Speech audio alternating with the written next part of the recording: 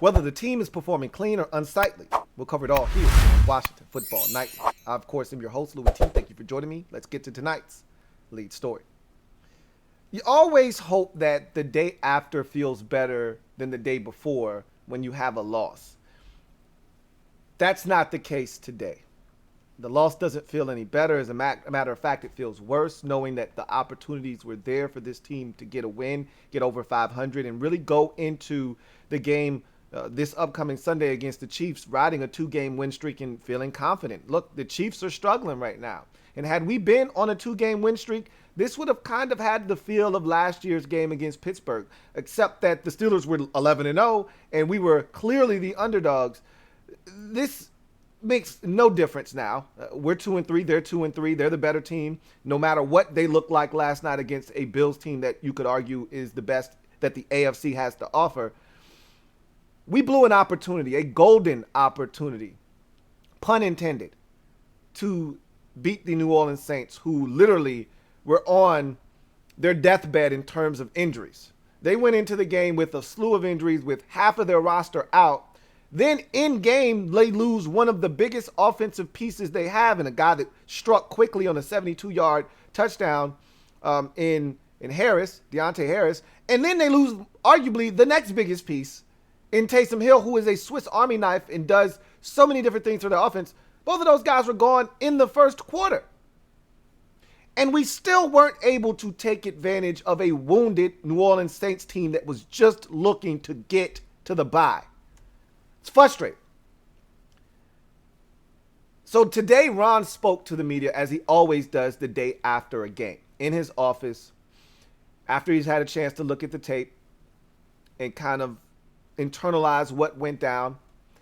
And you can feel the pressure starting to mount. Ron's getting snarky. He's getting chesty. He's avoiding certain questions. He is starting to get somewhat aggressive. Not, overly aggressive, but, cutting guys off when they're talking, telling them, hey, look, we're not going down that road. So you can see that the pressure is starting to mount. The disappointment, it's starting to seep in, and I think he's starting for the first time as Washington football team head coach to feel the pressure of underperforming. Now, last year was a honeymoon. He had cancer. We were just looking for something new. And, oh, by the way, we won the division. So last year was a love affair. Everything was great. Even when we lost games that hurt, no one was really pressing Ron because, hey, no one expected anything from us this year anyway. Who knew what we were going to get? We just knew it was a new era. There was no more Bruce Allen. There was no more of the nonsense that had been here previous to Ron getting here and bringing in his guys. It was all fresh, young, and new, and we were all on board. It's easy when it's new. You've ever been in a relationship before, it usually isn't any better than when it's fresh and new. But how quickly the tables turn, and I said this last year. I said it all off season. I've said it during the course of this season already, this young NFL season that is only 5 weeks old. The worst thing that could have happened to Ron was year one success. And again, that's not his fault. He had no idea that the division was going to be bad enough to allow his team at 7-9 to call themselves division champs. He had no clue that that was going to take place. All he could do was put his team in a position to win enough games to qualify for postseason contention because of how bad the division was, and he did that. But I said the scrutiny that will follow in year two when Ron is clearly not ready to have this team to win something meaningful, the level of expectation is going to be through the roof because this fan base is starving for a winner, and they don't give a shit about Ron's plan. They don't give a shit about 4 years. Ron told us clear as day when he got here, in the military, it takes 4 years to change a culture. This isn't going to happen overnight. In one ear, out the other ear when it comes to this fan base. They don't want to hear that shit. When you've been waiting for a true, consistent winner for 30 years, you don't want to hear about 4 years. And I get that. I'm not one of those fans that's impatient. But when you lose games that you should win, and we should have won yesterday, those are the bitter pills you can't swallow. And then to make matters worse, and I think, had we just been 2-3 and the defense was playing up to par, all the expectations that were pounded and piled on top of this defense to start, had they been living up to expectations and this offense was just dreadful again like it was last year, or it just wasn't good enough, whatever the case may be, this 2-3 wouldn't feel as badly as it does. Wouldn't feel as bad. Wouldn't be going over as poorly, I should say, as it's going over right now. The questions wouldn't be as dramatic, and the responses that come from those questions wouldn't have to be so dramatic and defensive.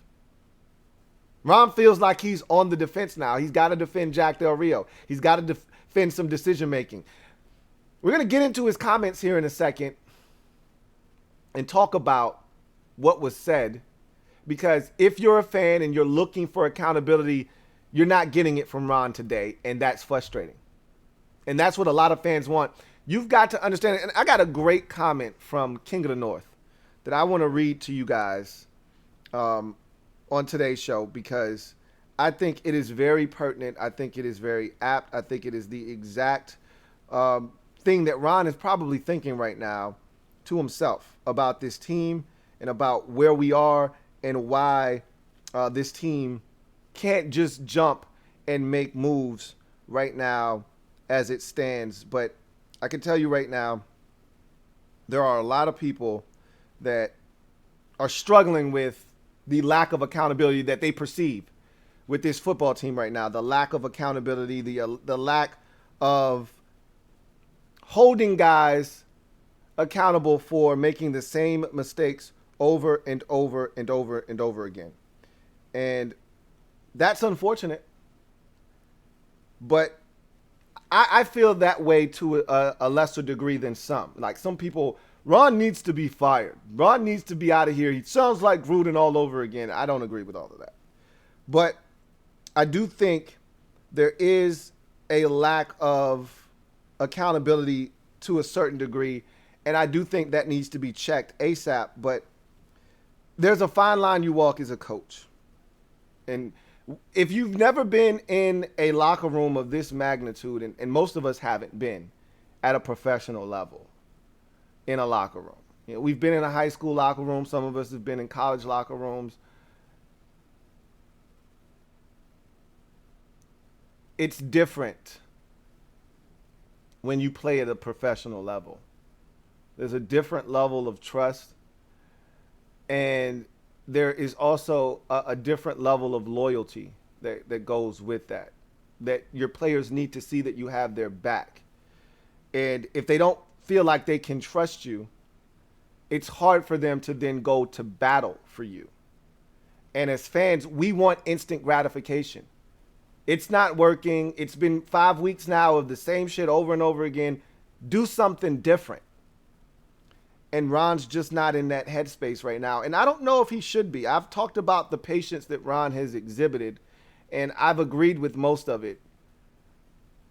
Some of the decision making, however, you know, with this particular situation with the defense, I don't know if I necessarily agree with that. So I'll find that comment, and we will get to that comment, and I'm going to read you what he wrote a little bit later on in the show. But let's talk about what Ron had to say as I try to search for this comment and talk about what Ron was trying to express. And I think the thing that he said that really pissed me off the most today was he went to the old Greg Manusky school of thought. And this is that old school shit that I'm talking about, you know, because Manusky comes from that same, you know, school of thought. He's cut from the same cloth as Del Rio and Ron Rivera. They played at the same time. They've been coaching for right around the same amount of time.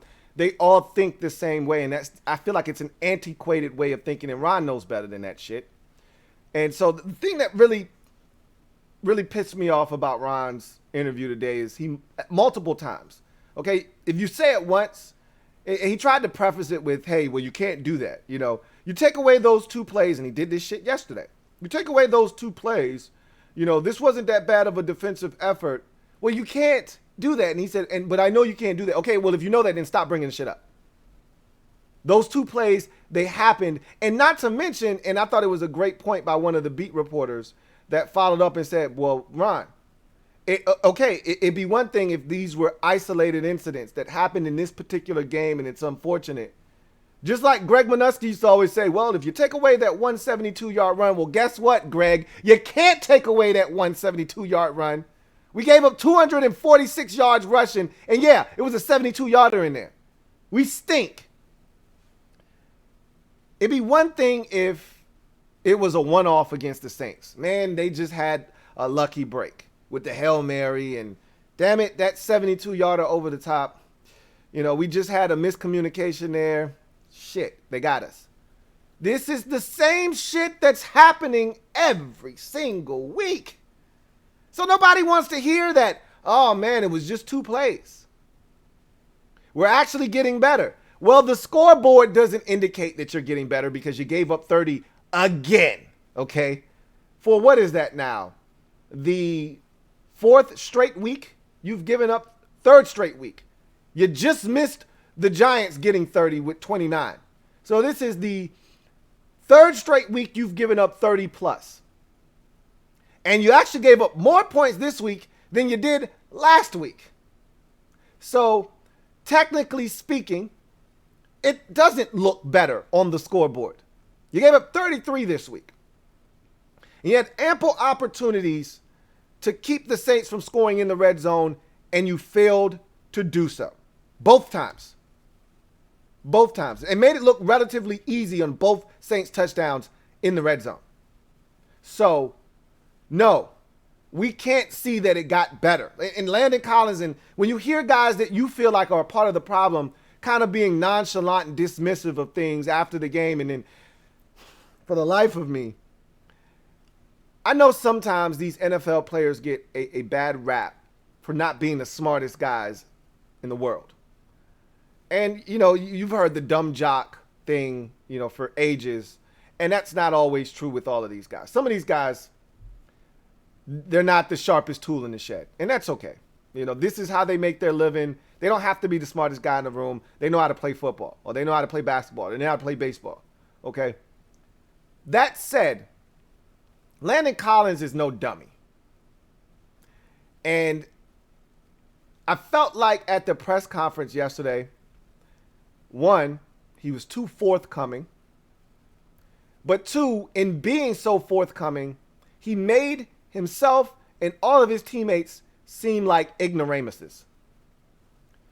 So what Landon said yesterday, and we'll get back to Ron here in a second. I got to take this detour. I have to. After the game yesterday, Landon said, we weren't ready for the Hail Mary. We thought they were going to run like a 10-yard outcut and try to get a field goal, which I told you guys yesterday during overtime. I thought they were going to do the same thing. I was pissed off that Kamara got the return that he got because I'm like, now all they need is about 7-8 yards to try to get in the field goal range and kick a long field goal. Well, they didn't do that. And maybe we weren't necessarily prepared for a Hail Mary by having certain guys be back and mentally getting guys prepared to, you know, bat a ball down. But guess what? Are you 6? Are you 6 years old? Do I have to pull each and every single member of the secondary together and say, hey guys, they're going to throw it deep in the end zone. So when the ball comes, you should jump and try to knock it down. Or are you grown-ass men that have been playing this game since you were kids and have been playing for over 20 years and all know that when it's a Hail Mary and you're on defense, the goal is to knock the ball down. So after you realize that, oh shit, the ball's in the air and here it comes, are you still thinking about the 10-yard out? Did you freeze? Does Jack Del Rio have to run on the field and say, hey guys, they're doing a Hail Mary, you should jump? Or can you just see the damn ball and realize I need to make a play? Like, that shit baffles me that he had the audacity in the press conference to say, hey, we weren't ready. It'd be one thing if there were only 2 guys in the end zone and they ran a blitz and you say, damn, they got us. We weren't ready for that shit. We weren't ready. They got us. Only 2 guys back. The Saints had 4 guys in the end zone. They got us. Okay. It was 6 Washington football team defensive backs in the end zone and only 1 jumped. And he was behind the guy that actually caught the football, so it wasn't a damn thing he could do about it. He got boxed out. I'm watching 5 guys all look up at the football thinking that the guy next to him was going to jump. They didn't want to jump. You don't have to be ready to jump and knock the damn football down. That is the biggest load of crap I've ever heard in my life. Then on the deep ball, we weren't ready. Again, they quick snapped us. Oh yeah, really? They quick snapped you. Okay. Gotcha. That's frustrating. It's TMI first and foremost. So what you're essentially telling other teams around the league is, hey, let's quick snap Washington. They won't be ready. He said, oh yeah, but the other 4 times they did it, we were ready. Well, what was different? Oh, we just got into our shit quicker. Well, then you need to get into your shit quicker all the time. These excuses, they're getting old. And they don't make sense. And that's the shit that really eats at fans that care about the product. Is that they're treating us like we're dummies. Again, I've said this many times. This is not 1985. We don't get all of our news from our local television station anymore, okay? We're not all sitting around the television at 6 o'clock waiting for our local sports anchor to give us the news. We're not waiting for the Washington Post to be delivered to our doorstep to open up and find out about the football team today. We get shit quick. We have access to film. We can see this shit with our own eyes. You can't lie to us, and you can't treat us like we some damn dummies. We don't have to know the X's and O's and the intricacies of football to know you just screwed that up and know exactly who did it. So when you sit there and you try to insult our intelligence like, oh, we weren't ready. So that gives you the right to not jump. That gives you every excuse to not jump in the air and knock the ball down because you thought he was going to throw a 10-yard out. So now that the ball is in the air and you clearly see that it's coming down, oh, but we weren't ready, so that's why we didn't jump. Oh, they quick snapped us. I was trying to disguise coverage and they quick snapped us. Well, guess what? Don't effing disguise coverage if you can't get your ass back there fast enough to defend the damn pass. William Jackson III at the presser. You know, nonchalant. And he's a cool ass dude. I just think that's his personality. You know, just a laid back Southern dude that just really don't get riled up too often.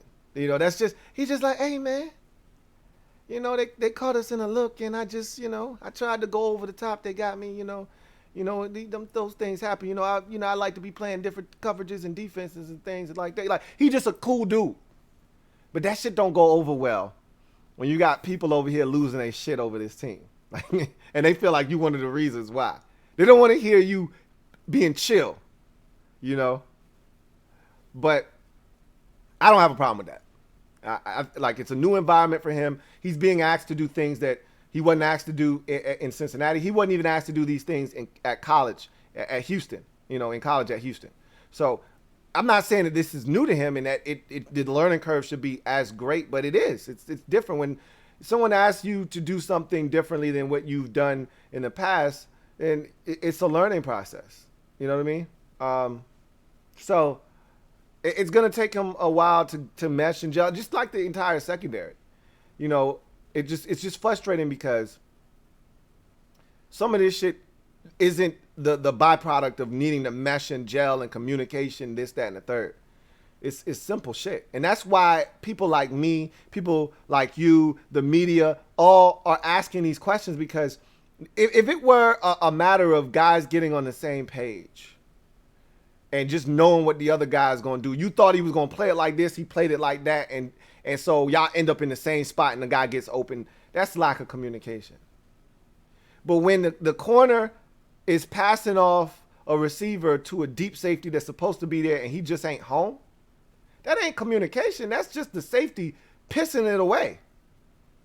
When that safety's supposed to be deep and he's up around the line of scrimmage trying to disguise coverage and doesn't get back fast enough, that's on the safety. That ain't on communication. When Bobby McCain decides he wants to jump a hook route at 15 instead of getting back and getting depth, and allows Cordero Patterson to walk in the damn end zone from 55 yards out, that ain't got shit to do with communication. So you can't keep telling us every week, it's communication. We just got to communicate better. No. It's the same shit every week. And so when Ron gets up there and tries to tell us that, hey, we made improvements, which they did. I said this in overtime, which is a shame, but this was our best defensive performance of the season. The Saints weren't great on third downs. The Saints didn't score on a bunch of consecutive possessions. The Saints didn't have these long drives that ate up a ton of clock the entire game. The Saints had 2 big plays, and they had 2 really good drives in the game. But it happened, didn't it? Still happened. When the defense needed to stop at the end, the Saints put together 2 big drives to put us out of our misery. When we cut it to 20-16, Saints went right down the field, scored a touchdown, 27-16. Taylor Heineke in the offense, Ron had to be ballsy, go for it on 4th and like forever. They converted, they get in the end zone, they cut it to a 27-22 ball game, and the defense, for the second straight possession when we needed them, gave up another touchdown. So while it was the best performance of the season, it still was a piss-poor performance that resulted in a 30-plus point performance for the opposition, who had been struggling to score coming into the damn game. And that's why fans are frustrated, because you're telling us, hey, we did some really good things. Look at all the good things we did. Well, we don't want to talk about the good things you did, because the bad things you did overshadow the good things by a mile. And that's what they're trying to be, glass half full. You can't be glass half full making the same stupid ass mistakes, then trying to tell us that it's okay, we're going to fix it, and not fix it every week, but then tell us also, hey, we're just a play or 2 away, one guy not doing his job here or there, and we see the shit. You're still not correcting it. You refuse to make any changes. You can't tell a fan base that's been starving for 30 years, who's waiting for a winner, who trusts you, that to just trust me, we're going to get it right. And you've been saying the same shit for 5 weeks and you haven't gotten it right yet. Now, I'm still on board, okay? Let me reiterate my position. It's still Ron's plan for me. A lot of y'all have already bailed, and I knew this was going to happen, because that's what this fan base does. At the first sight of, and I don't blame you. I'm not trying to stick a pick in your ribcage because you are getting off board, because we've been trained to do this. We've been trained to not trust anybody that comes here, because the same shit happens over and over and over and over again. So at the first sight of trouble, and a guy that doesn't look like he's willing to change, you want out. And I get that. I'm not going to chastise anybody for wanting out. I'm just telling you, I'm not getting off of the bandwagon. I'm not getting out of the vehicle. I told y'all, this is not going to be what you think it is this season. I could not have imagined, and I don't give a shit. There's so many people coming out of the woodworks now. You're a fanboy, and you're this, and you're that. Shut the hell up.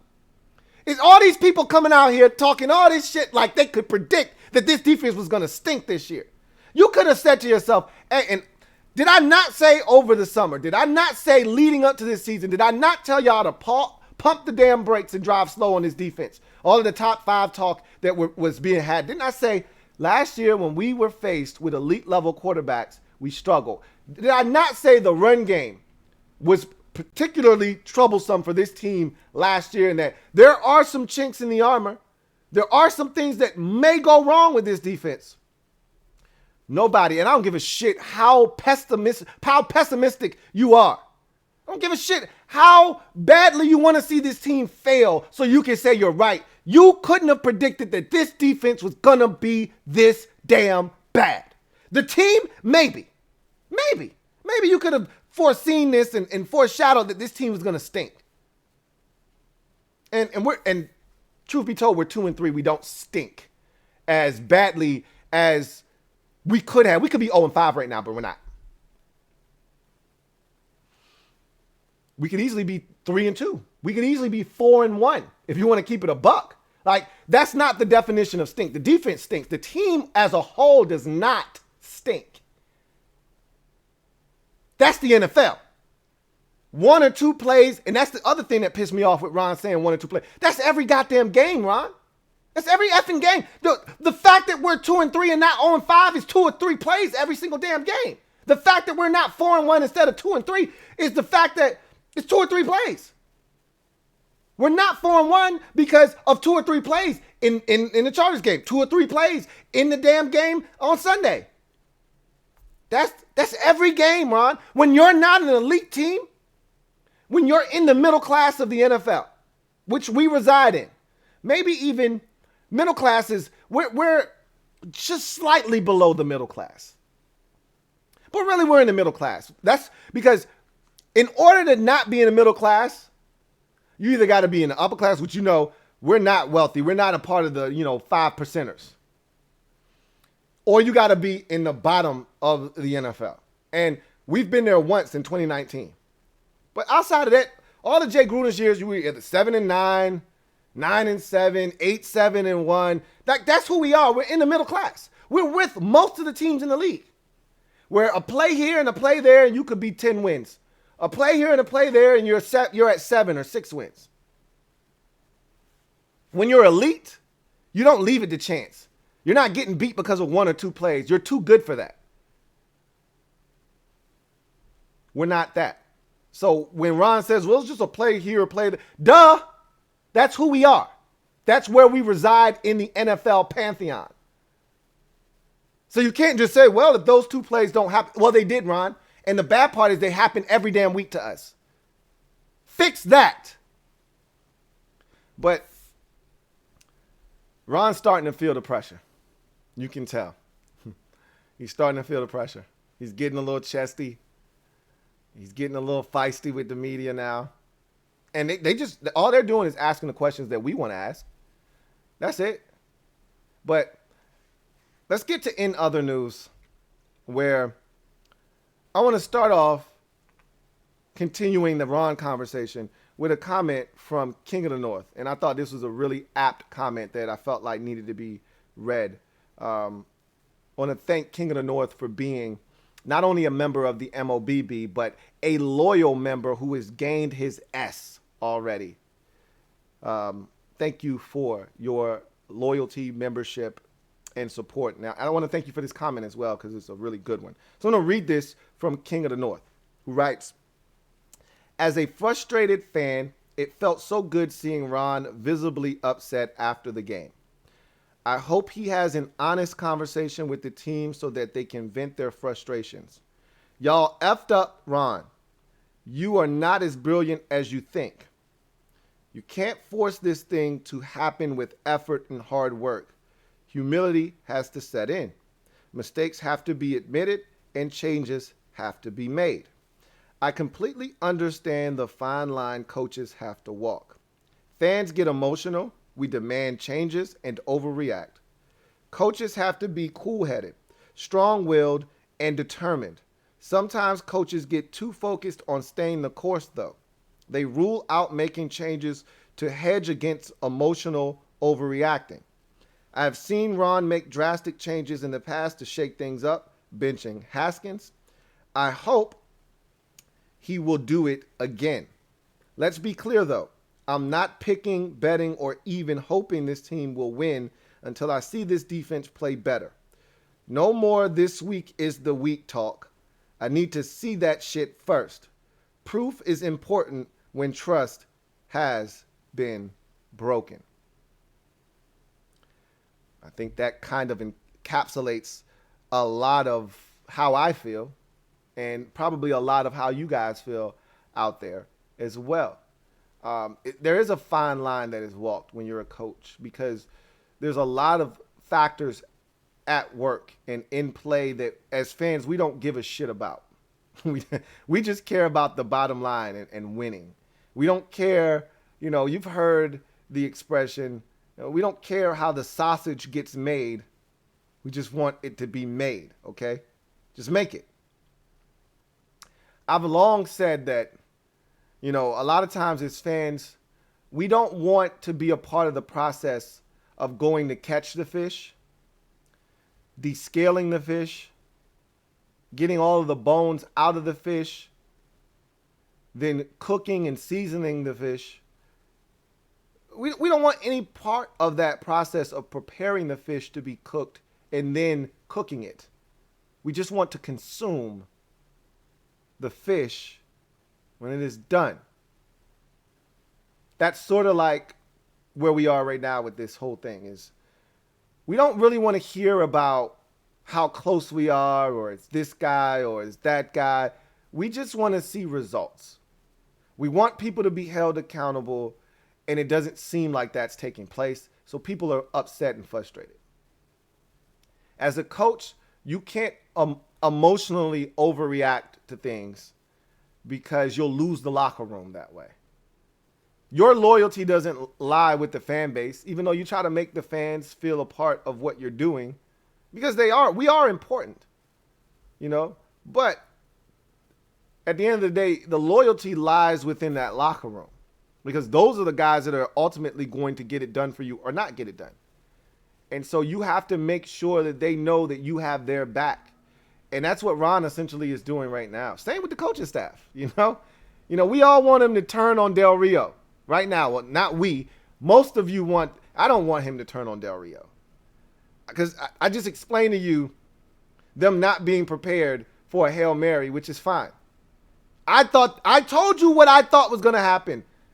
Anybody with a logical brain would have thought, hey, it's enough time for them to run a 7 to 10 yard out and try to get out of bounds. So that was the logical thinking there. They're going to try to get in the field goal range.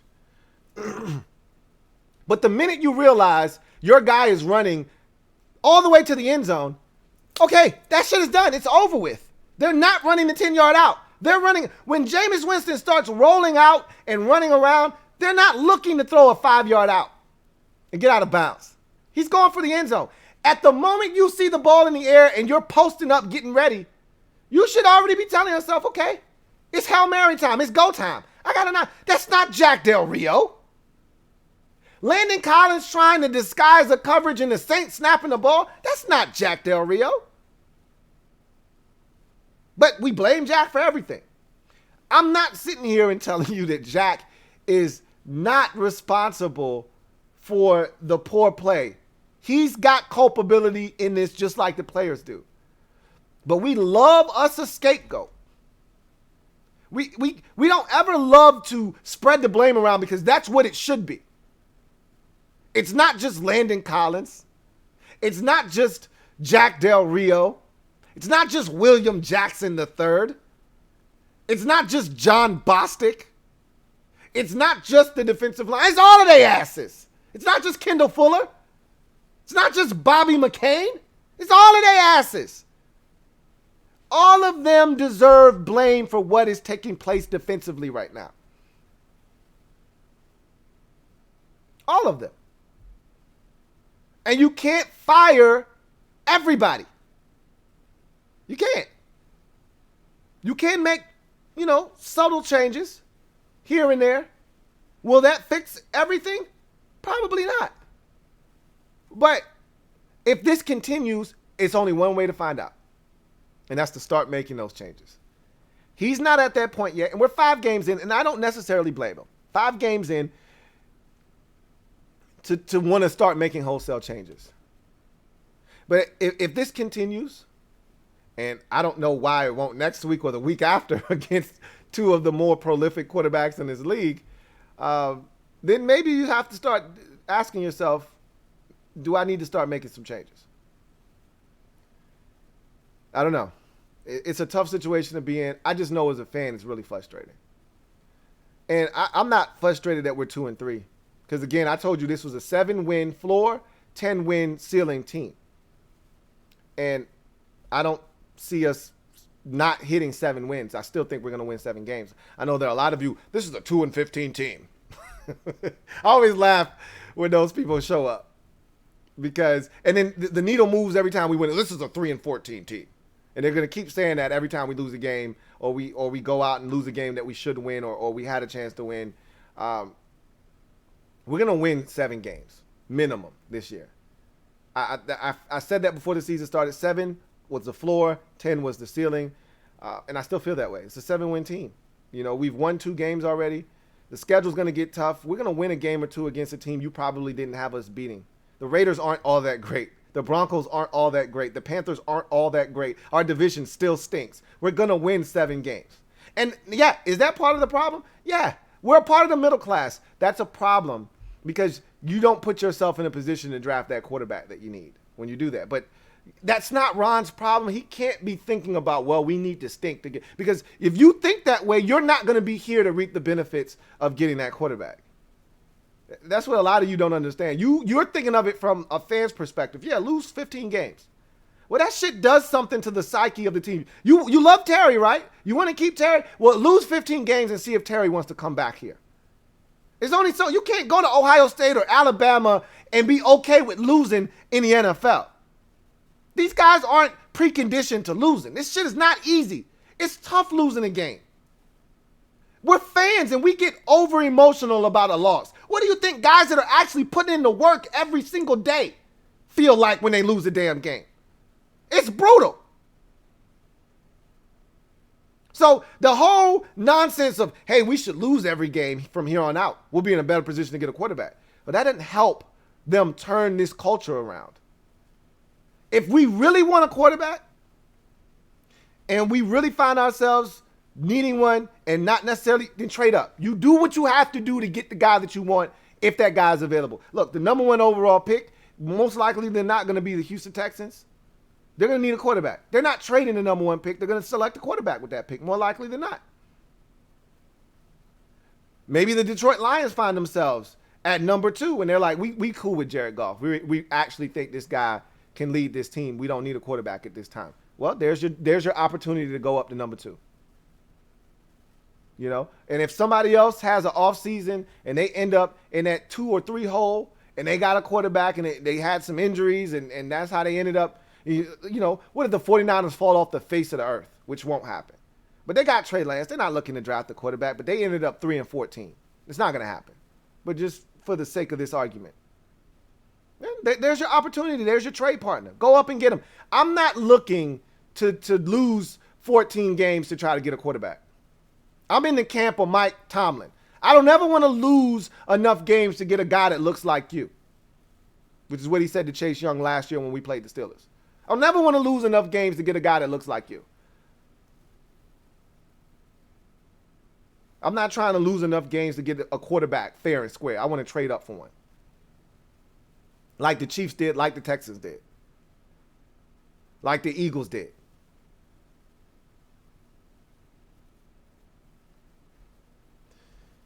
So after yesterday's game, we have more injuries, more things to report. So let's start with Curtis Samuel. Never, ever trust a man with 2 first names.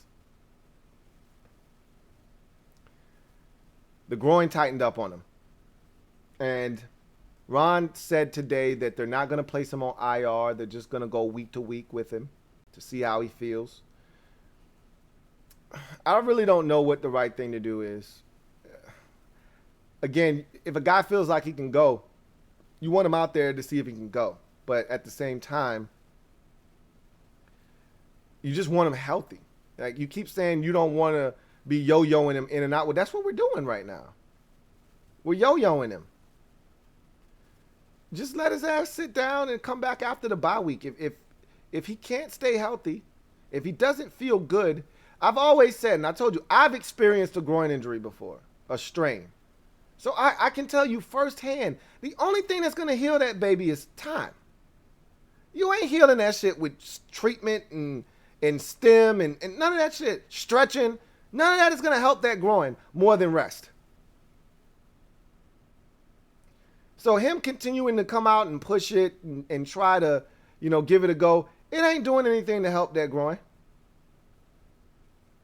And us thinking he might play doesn't help us either, because you start putting shit in the game plan to utilize Curtis, and then when you realize midway through the first quarter he can't go, well, shit, we've been working on a couple of plays for Curtis this week.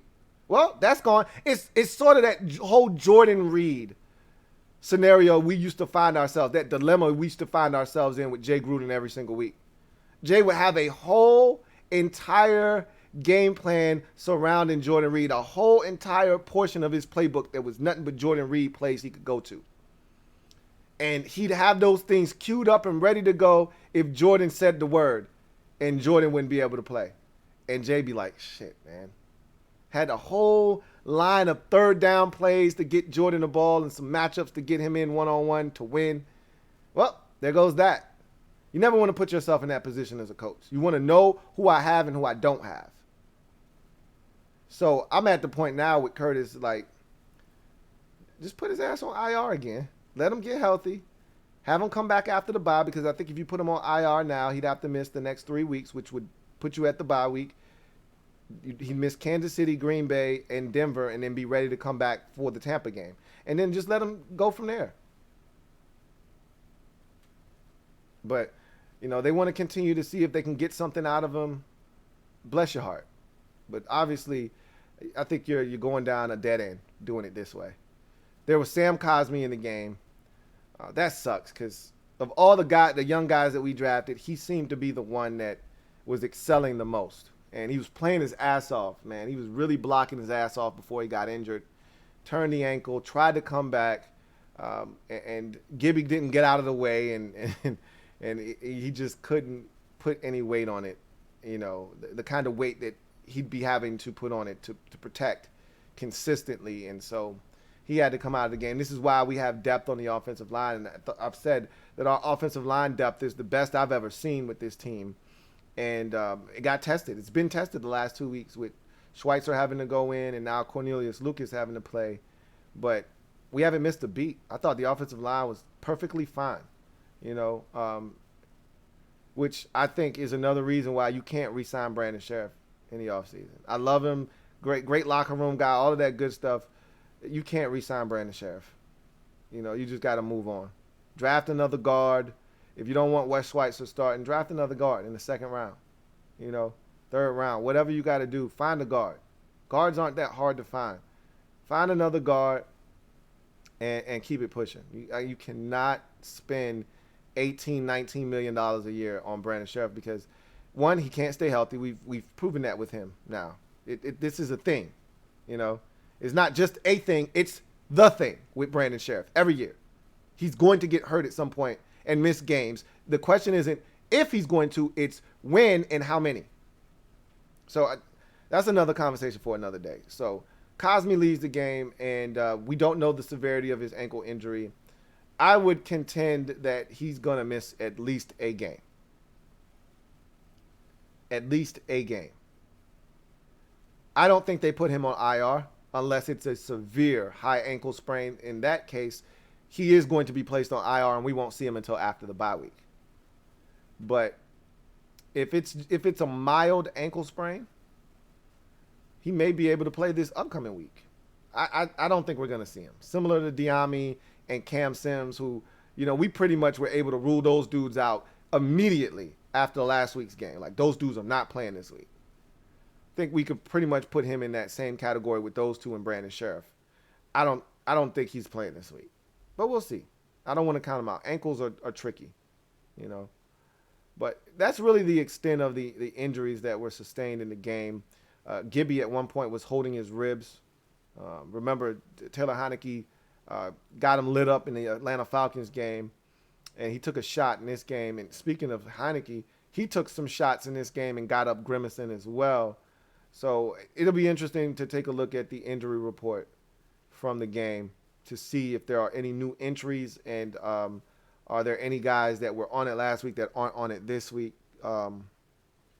It's frustrating because the injuries are starting to mount as well with this football team. And we were never good enough to begin with to have our guys out. But we do have a lot of depth, and it's giving us an opportunity. And that's really all you can ask for in this league. So last bit of news here on the in other news segment before we get out of here is the NFC East. I like to do this on Mondays, kind of take a look at where this division sits after the weekend's activity.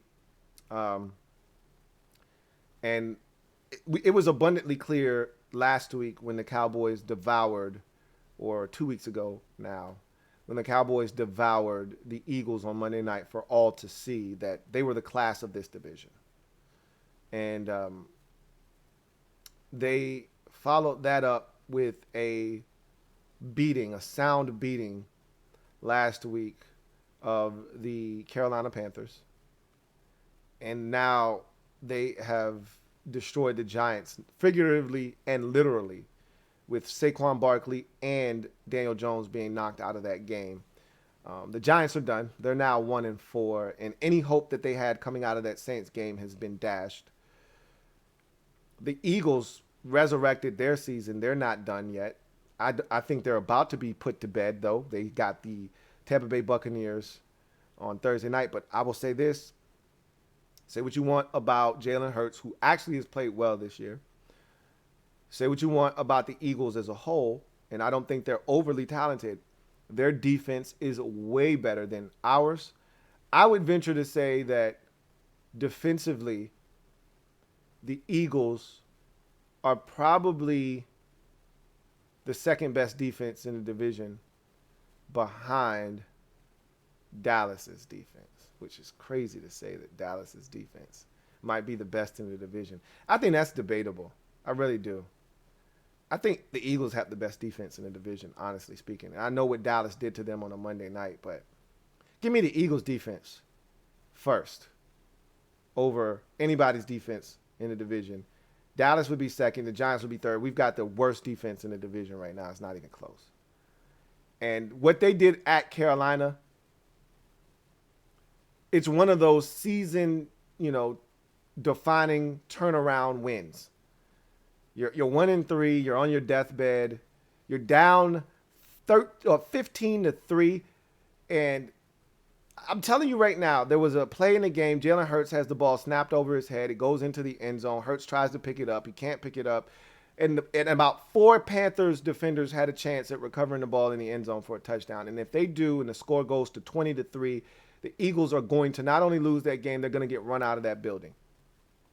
Instead, they fumble, mumble, and stumble over the ball. It goes out of the back of the end zone. It's a safety instead of a touchdown. It's 15-3. And from that point on, the Eagles put the clamps on the Carolina Panthers defensively. Sam Darnold threw 3 interceptions. They blocked a punt. And they come all the way back down 12 for much of that game and win the football game like 20-18 or something like that. 20-15. It's a hell of a comeback by the Philadelphia Eagles. I don't know if that's going to help them make anything of their season because they still got a brutal schedule coming up, including, again, quick turnaround Tampa Bay on Thursday night. But defensively, they're good enough to hold Tampa Bay down enough to give them a fighting chance in that game. Will they have enough offense to get it done? That remains to be seen. Can they get out of their own way and stop making mistakes? Again, that remains to be seen.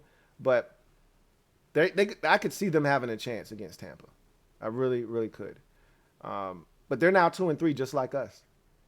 For all the shit we talked about the Eagles and how bad they are, they're sitting right there at 2-3 just like us. And that's the problem with losing to the Saints and losing a game that was there for the taking.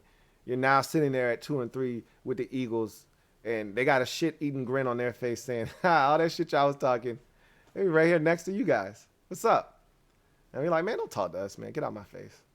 But we're both sitting in second place behind the 4-1 Cowboys, and they're going to run away and hide with this thing. Their schedule is going to allow it. See, this is the difference between their schedule, and this is why I said the worst thing that could happen to Ron was winning the division. There is no Green Bay. There is no Seattle to calm these Cowboys down. They're playing a third place schedule. So they're getting the teams that are going to help them continue to win football games. You know what I'm saying? So they're going to get Minnesota instead of getting Green Bay. You see where I'm going with this? You know, they're going to get games that they can handle instead of games that are going to push them to the limit. Instead of getting the Rams, they're going to get Arizona, which doesn't seem like the worst thing in the world on the surface. I think they can handle Arizona, though. Well, we'll see. The bottom line is they're 4-1, and a lot of their games look winnable. So they're going to run away and hide with this thing. I said this last week when we beat Atlanta. We were the only team that was capable of making this a divisional race and keeping pace with Dallas and putting pressure on them to have to win every week. The loss against the Saints kind of eliminates us from that discussion now. And now the Cowboys are free to take off with this thing. The Giants aren't going to stop them. The Eagles aren't going to stop them. We were the only team that was capable of doing that. And unless we somehow have an improbable win the next 2 weeks, they're just going to run away and hide with this thing. And they were dominant again. They scored 40 again. How many times have they scored 40 this season? Anyway. You hate to say it. You hate to see it. But they're good. They're really damn good, are the Cowboys. And we laughed at Trayvon Diggs last year when Terry smoked him. He's got 6 interceptions, leads the league, and has had at least 1 interception in every single game this season, and had 2 against the Eagles in week number 4. So, or 2 against the Panthers in week 4. So, who's laughing now? Yeah. Anyway, I digress. And, oh, by the way, Benjamin St. Juste played 12 snaps, and Jamin Davis played in 13. So, yay. Our rookies are getting opportunities. Or so we thought. Anyway, that's going to do it for me. Your man, Louie T, here on Washington Football Nightly. It's just all bad right now. There's no positive spin to put on this. And yet it's only 5 games in the season. We're not 0-5. We're not 1-4. We're 1 game under 500. We're literally in the same spot we were in the week before last. We're literally in the spot that we were in 2 weeks prior to that point, because we've found ourselves under 500 by game after every other game. Week 1, we were under 500. We evened it up. Week 3, we were under 500. We evened it back up in week 4. Week 5, we're back under 500, trying to even it back up. We're in the same exact spot, but it just feels different because each week we kept telling ourselves, this is the week the defense is going to get better, which is what King of the North said. I don't want to hear that shit no more. No more, this is the week the defense gets it together. Until they actually do it, I'm just going to be exactly like King of the North. I'm from Missouri. You got to show me. Otherwise, I don't want to hear that shit. So, thank you guys for allowing me to get this off my chest. You guys don't realize how therapeutic you are for me. And it may be a mutually beneficial deal here, but you guys are everything, okay? Like, I feel like crap today because we lost yesterday.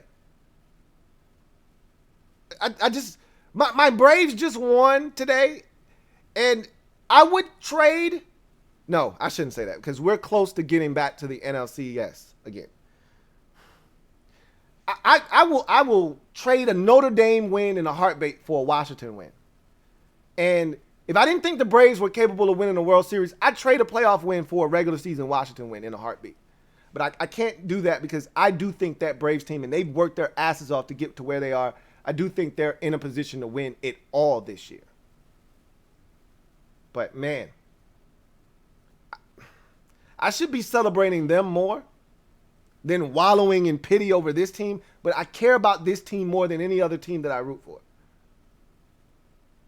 But I'm gonna give the Braves their just due because I love them too. They're my second favorite team. So, but it's miles and miles apart from this team. Why can't we be good? Why can't we have nice things? I don't know why. Stop asking. I am a Washington fan, etched in burgundy and gold. A Washington spirit will never die. Washington spirit will never fold. Until we meet again, hail to our beloved Washington football team.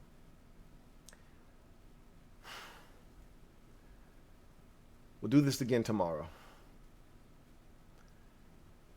Maybe it'll feel different tomorrow. Maybe it won't. I don't know. Thank you guys again. It means a lot. I'll see you next time. Here comes the diesel. Here comes the diesel. There's the snap. Hand to Riggins. Good hold. He's got the first down to the 40. He's gone. The 30.